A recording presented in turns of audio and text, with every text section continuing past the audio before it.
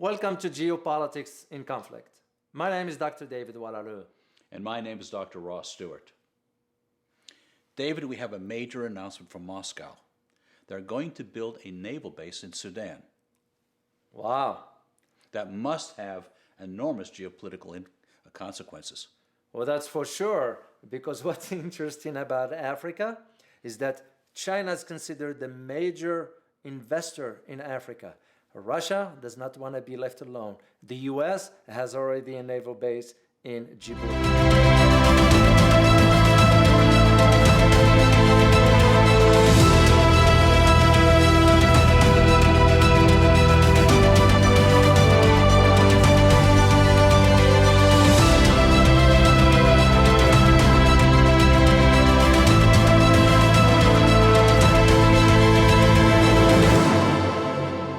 Interesting aspects about all this is that with Russia building a naval base in Sudan, that's going to change the geopolitical landscape in the region. And why?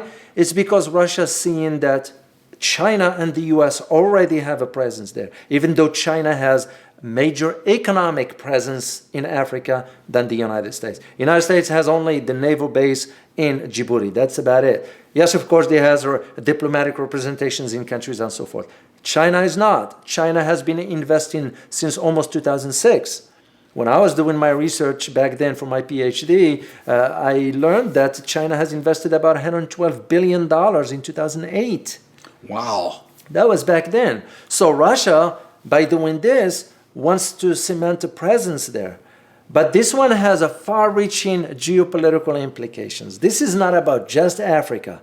Basically, what Russia wants to have, it wants to have the access from the Black Sea all the way through to Africa, through the Red Sea and so forth. Right. And that's usually will serve two directions or two paths, if you will. One geopolitical and one economic.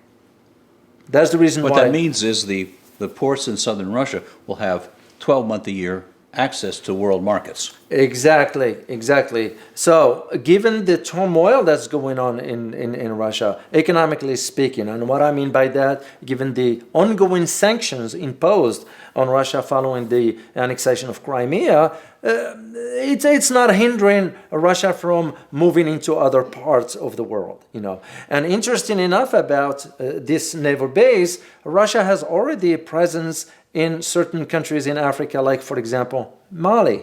And we can just understand why Russia wants to exert its power or strengthen its presence in Africa, given that China is already there, but also a way of saying to the other major powers, don't forget about us. We're here to influence the balance of power. Even Mali has some very interesting natural resources. That's correct. Besides gold, they got the diamond, they got the uranium, which is very, very crucial. And so I can just see the presence of Russia in Sudan will serve two trajectories. One of them geopolitical, one of them is economic. That's for sure. What do you think this really means to the United States? Well, the United States basically, it's not considering Africa as an interest or a location for its own interest. The United States, there have been some calls to suggest to the United States to start reconsidering their investments in Africa. But apparently China has took that lead. So, what does it mean to the United States? Well, basically, if Russia is present there, then they're going to keep an eye on what the U.S. is doing in Djibouti, basically. And also, the U.S. is in Djibouti because they want to know what China is doing with the Indian Ocean, because that's where 1/4 of the U.S. shipment goes through those waters. So you can just see why China is interested or was interested in establishing a naval base in Djibouti. Because remember, with South China Sea, you have access to the Indian Ocean all the way to the Red Sea. So you can just see why China. So Russia basically doesn't want to be left alone. And mind you, just for our viewers to know, Russia is already playing a role now in Libya, in North Africa. because it is Russia that's managing that conflict, not the United States. Same thing, Russia is managing the conflict in Syria, not the United States. So you can just see those dynamics. And when you consider how important Africa to Russia, there is one particular aspect for our viewers to know is that, for example, you get Egypt and Algeria are main Russian weapon purchasers. Oh, wow. Yeah, those are the main two countries there. Besides the other countries, of course, in other in part of the continent. So basically, is interesting announcements when it came out, and of course they're gonna they're gonna enter into some form of an agreement with the Sudanese. But also mind you that Sudan is also on the path of establishing diplomatic relations with Israel.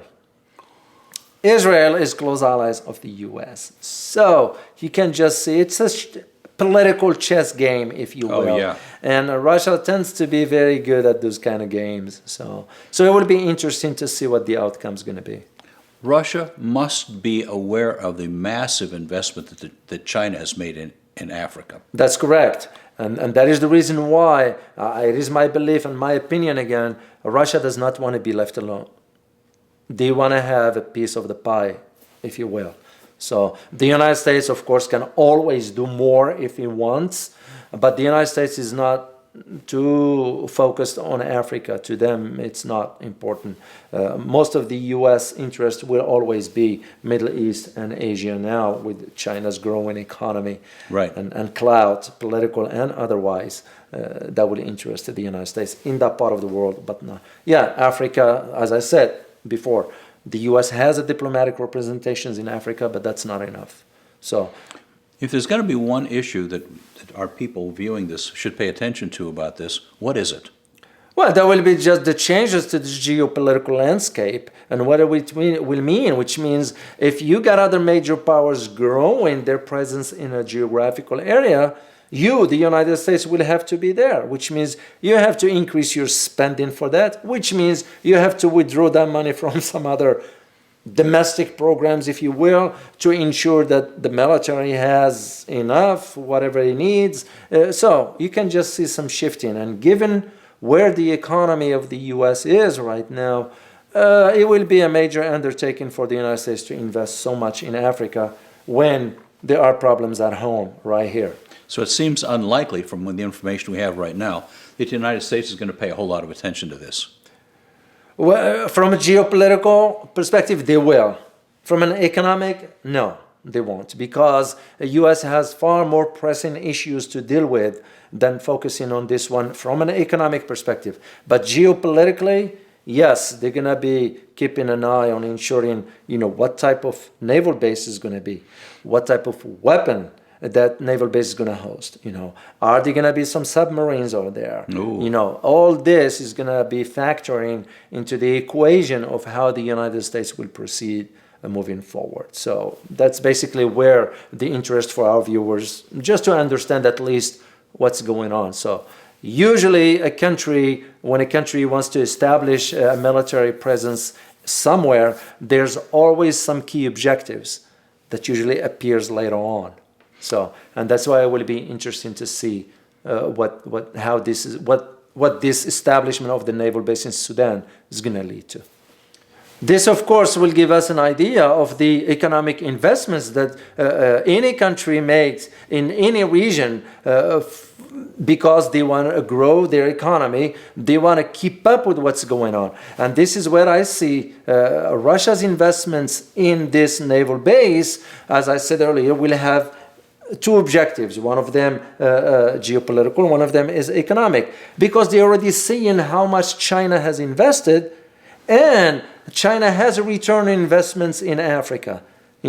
Unlike for us in the United States, because of the domestic, this political polarizations we are going through, the issue of how things are handled, the pandemic is handled here, the issue of the political divisiveness that exists, the dysfunctional Congress, the corruption.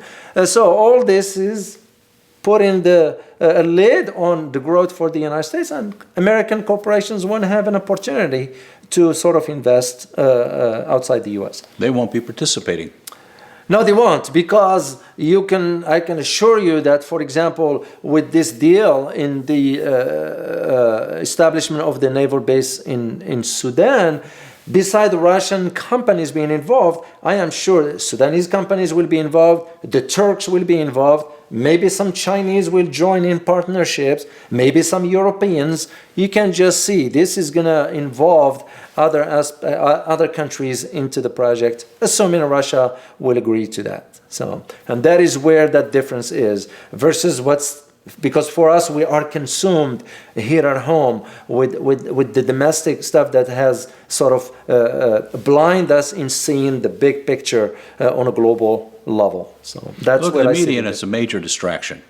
There are really important things like this that are going to be largely overlooked. Well, it is. This is why we wanted to share this information with our viewers about these recent announcements, because I can just see where this is going and exactly what China was doing back in 2007.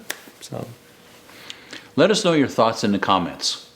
Also, be sure to check out our other videos. Don't forget to like, share, and subscribe. Thanks for watching.